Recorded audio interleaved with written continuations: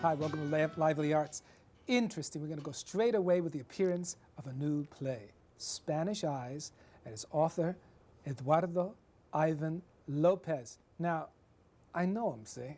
So I'm going to call him Eddie, and that's not out of disrespect, Eduardo. Can I do that? Sure, you can do that. No problem whatsoever? No problem whatsoever. I got to tell you straight away, and I want to say it right up front. You write magnificently. And I've read your screenplays, and I read this play, Spanish Eyes, and it left me absolutely mesmerized. So what I want to do is let's just go into a synopsis of the play so the people know exactly what this play is about. What is this play about? Give me a little synopsis. Well, the play is about a young man who's raised by his grandfather. And he was orphaned, the young man was orphaned at age 5. And his mother and father were killed in a hurricane. The old man took him home, raised him, and then around the age of 14, he brought him to New York for an education. Consequently, the young man and the old man built this bond, this emotional father-son type of bond. So that later on in his life, when the young man reaches his mid-20s, he meets this young woman, an American woman of modern ideas, and he falls in love, and of course he wants to marry her. They marry, and the conflict of the play, there are no bad guys in the play. Everybody is, has a point of view, and they're right in their point of view. The young woman, she wants to do well. She goes to night school. She wants to better herself. As a result of her enthusiasm and her ambition, the young man picks up on it, and he, of course, goes on, starts his own construction company, and as a result, they move to Scarsdale, New York. But the drawback is that the old man, there's no one left in Puerto Rico to take care of the old man, and of course, the Esteban, who is at this point what we call the protagonist, although I see all three as protagonists.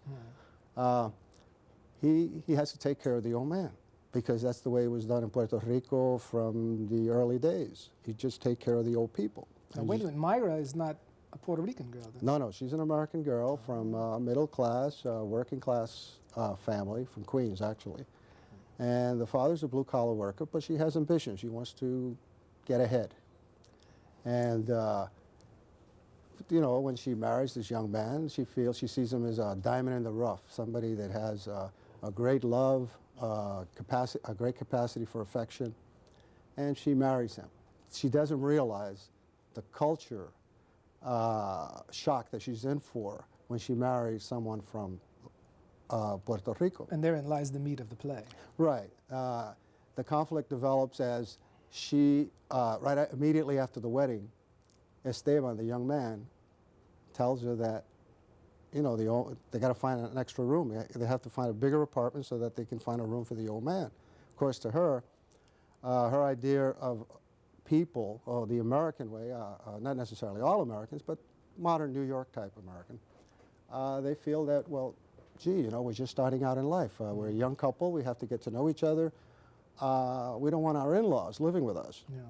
And of course, Esteban doesn't see the old man as an in-law or as anything other than an extension of himself. Wherever he goes, the old man goes. Because when he was growing up, it was the same way with the old man. Now what happens here, just to continue on with the story, I thought it was a magnificent play. We have them living together, but finally, and I'm going straight away to the end, which is very interesting, he winds up in the hospital at the end of this play, doesn't he? Yes. And we know that he really doesn't ever go back to the island. Well, no, see, the thing which is established early in the play, when the old man decides that for the good of the boy, he has to take him to the United States to educate him because things are changing in the island. And the old man is a fisherman. He lives in a little shack up by a lagoon, and he fishes, and they sell their fish in the market. And through friends and relatives, they encourage the old man to take the young boy to New York to educate him so that he can cope with the new modern Puerto Rico that's quickly coming on. So before they leave, they go to the cemetery, and the old man says goodbye to all his relatives and friends that have died. And he makes the boy promise that when the time comes, when his education is finished, that he will bring him back to Puerto Rico to live out the rest of his days or years. Precisely. Now, I just want to move ahead with the characters. It's a 3-character play. It's actually the 3 central characters, but there's one other character that plays many roles. Okay. First, we have Abuelo. And who is playing this? Abuelo is being played by E. Claude Richards. Oh, I've heard the name. He's very well known. He's been around the New York theater scene for years. I don't know how many years because, you know, he's young. He's a young old man. Let's put it that way. Right. And we have Esteban, and he's played by whom? Jaime Terrelli, who's also been around the New York scene. I saw him in a play called Bodega that was put on by the Puerto Rican Traveling Theater 2 or 3 years ago, and he was great. He was great. And then we have, of course, Myra. Alexandra Reichler, beautiful American girl, but a wonderful actress and a pleasure to work with. I mean, she is the type of person that is right there. She does her homework. She comes to work prepared, and it's really a pleasure working with her. So you have some great actors, and I know that there's a good people that saw the reading, and this is essentially what we're going to be doing today, is a form of a reading. Right? And the reading was done in New York only a few weeks ago, and people I heard that you have standing ovation, people cried in the audience, they were absolutely enamored of this, and how do you feel about that? It must be very exciting for you. Yes, it's very exciting because when I first wrote the play, I didn't see it as an ethnic play. It's not a play, I didn't see it as a play about Puerto Ricans at all. I saw it as a play about people and, you know, love, duty, obligation, and that kind of thing. And the people that came to see the show about 3 weeks ago, we had a cross-section of New York theater people, and I happen to know that they all loved it. Now, what's that scene are we going to see?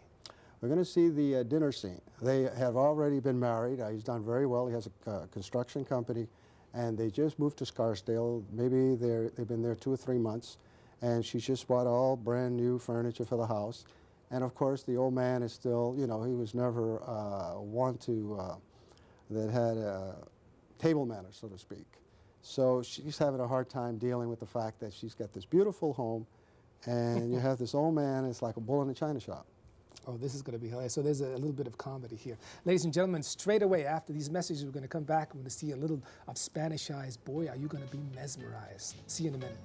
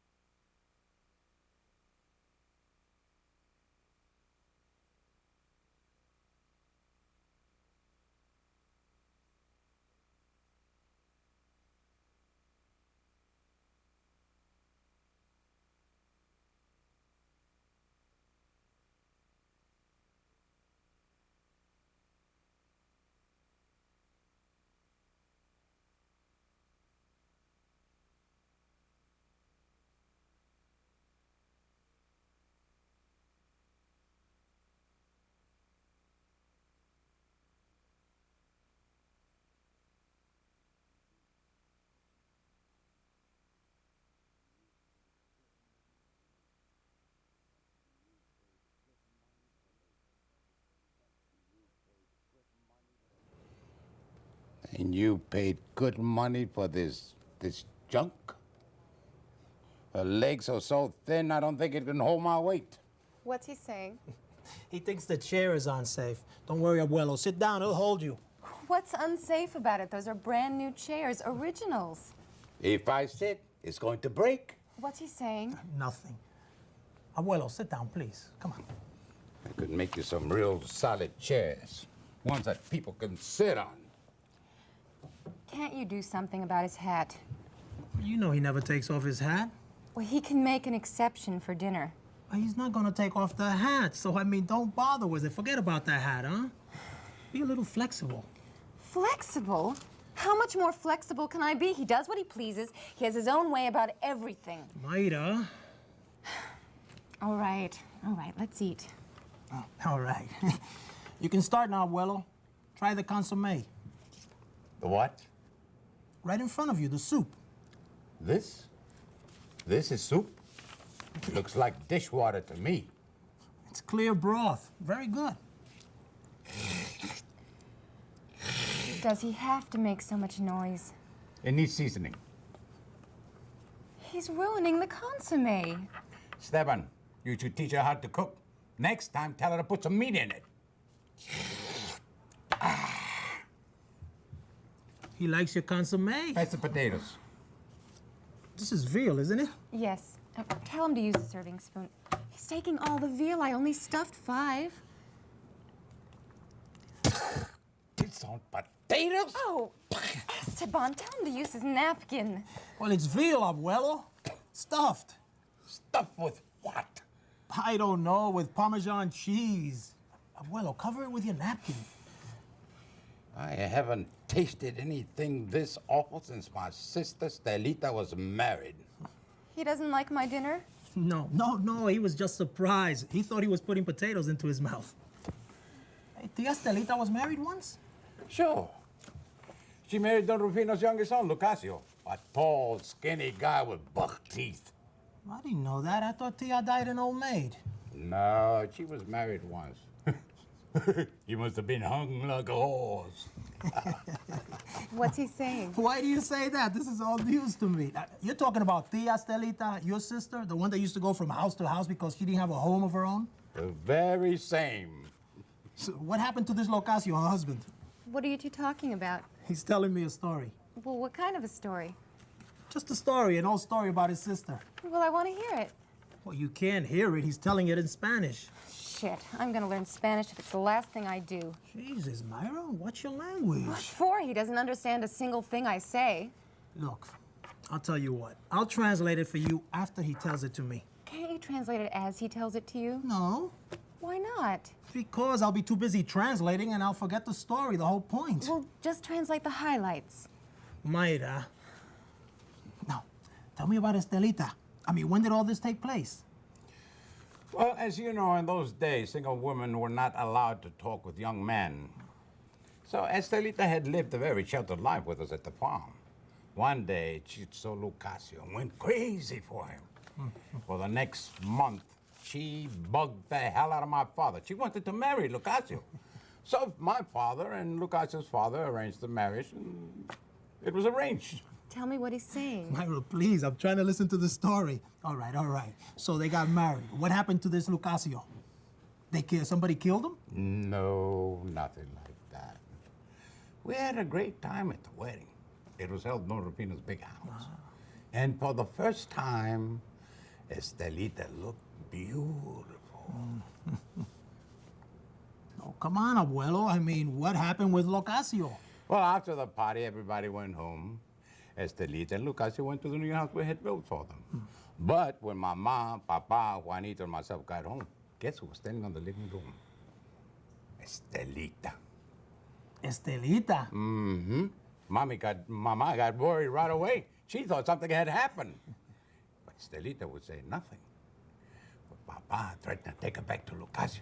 She started to scream and yell all over the place. What's he saying? Not now, Myra, not now. And? Well, it seems that when Lucasio took off his pants, Estelita saw his finger for the first time and she screamed her head up and ran out of there like a hell was on fire. It must have been a big finger for her to run out like that. She never went back to look at it again.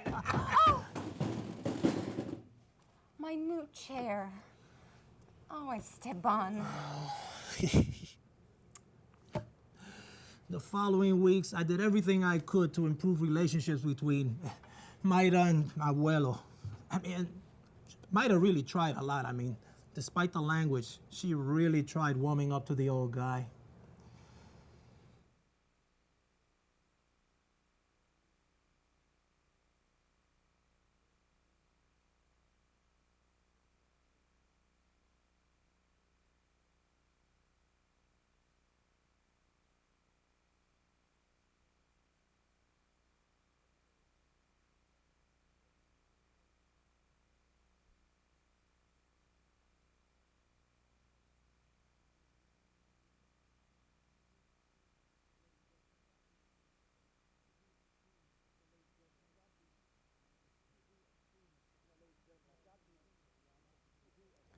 You know, ladies and gentlemen, I've got to mention at the outset, when you do a scene like that in a small studio such as we have here, and we have 3 cameras, very, very cramped and very small quarters, it's impossible to get the aesthetic that is so necessary. It's like you would in a stage play where you have the lighting. The lighting in this play is such that the people are standing on stage and the lights go on and off of them to create the feeling and the sense of drama of the moment, so on and so forth. So, of course, we can't do that. But, of course, listening and watching these wonderful actors doing this just riveting and beautiful emotional play, you still get the feeling. I mean, you even in this little studio, you still get the feeling of what the action is. Now, let's go back to Eddie, because you know, I've read some of your things. I mean, I got to tell people, I read your screenplay, The Laureate, about the Russian dissident that came over to this country and the problems that he had and the cultural problems, and it was just immense. I mean, the tears just covered the pages at the end. I couldn't believe that you have such a wonderful way of creating characters, such as Abuelo. Because I want to talk about Abuelo for a moment, only because at the end of that play, and I'm going to show you how real you write, okay? You say that he wants to die in Puerto Rico, and when he dies, he's flown back to the island. And I just want to say this for the first time, is my father had died a year ago.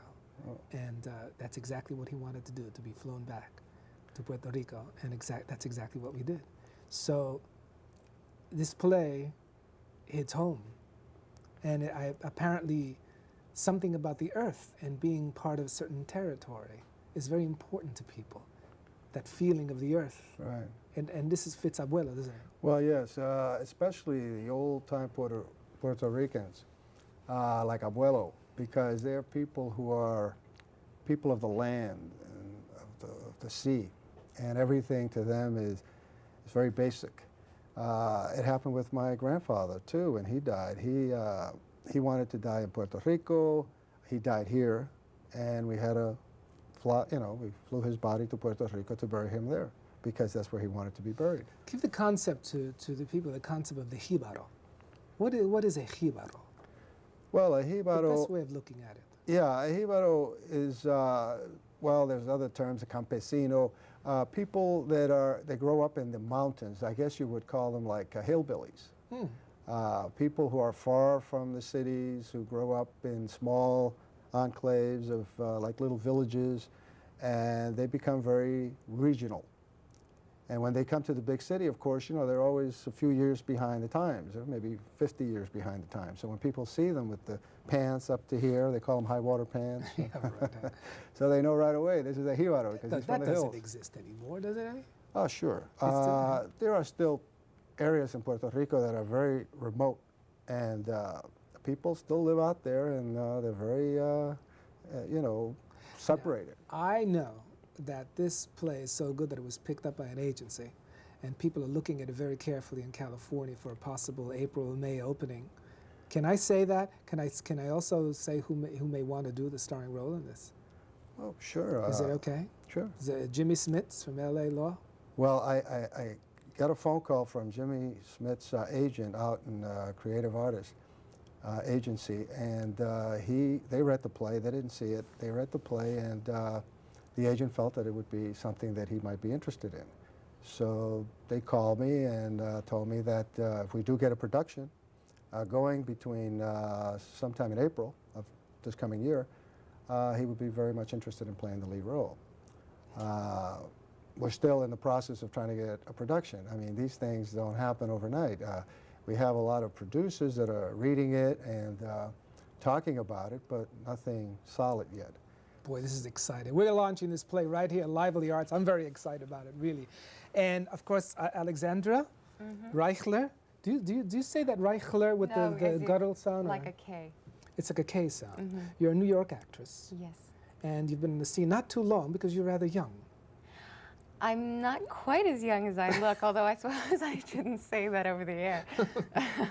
It's no problem whatsoever. How did you approach the role of Myra? I guess people who are hosts of programs would ask a question like that. How did you approach the character Well, of this young lady, knowing you're going to have this cultural problem? I feel that this situation is something that crosses the cultural barrier. It's not simply true for a Hispanics or Puerto Rican family. My background is Jewish, and I know that I've run into this similar kind of problem with some of my older relatives and people who were not from that heritage or background. As far as Myra is concerned, I felt that the biggest challenge was to make sure that she did not come across as the bad guy.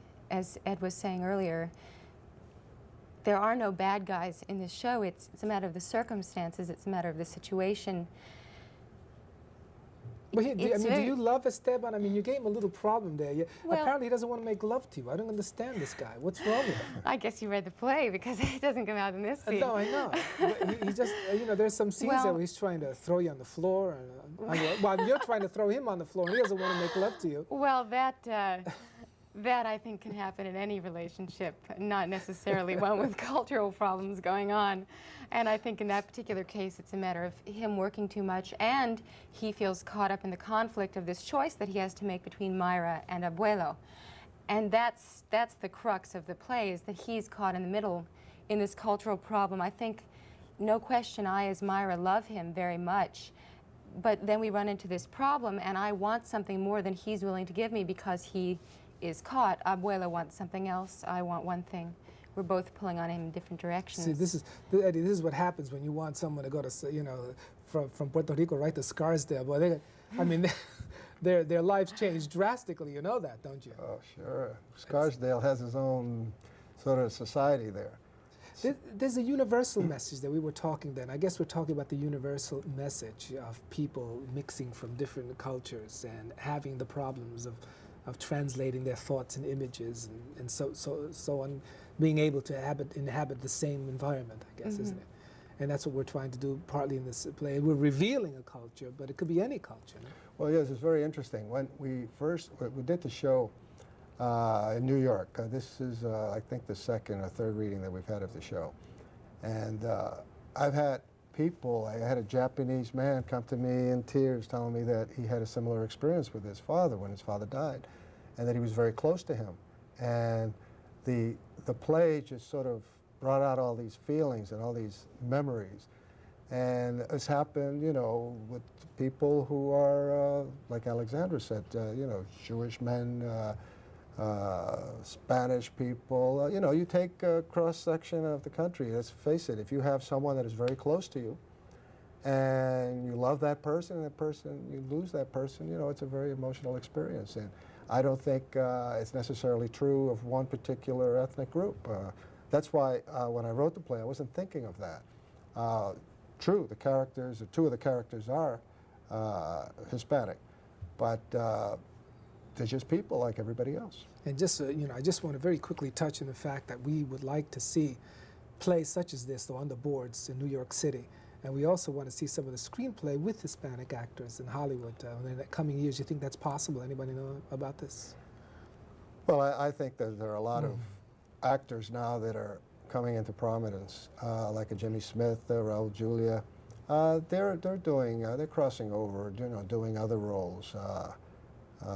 You know, the screenplay that you mentioned, The Laureate, it's about Russians.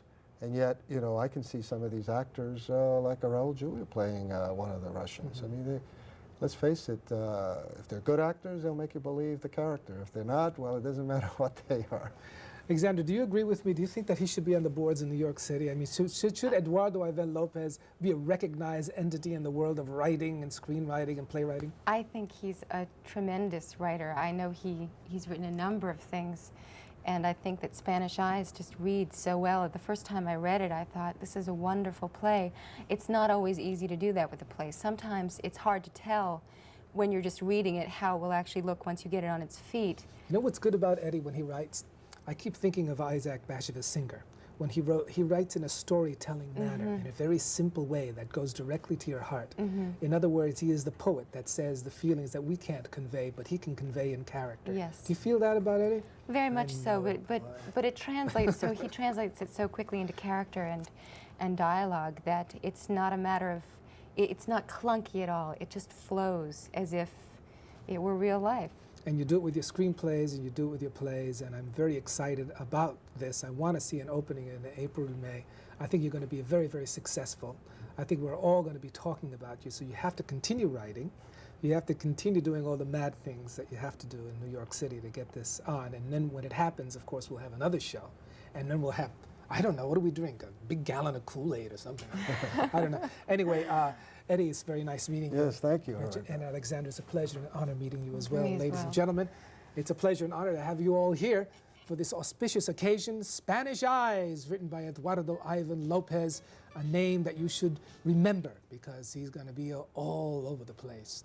Take it from me. This is Roberto Tirado for Live of the Arts. See you next time.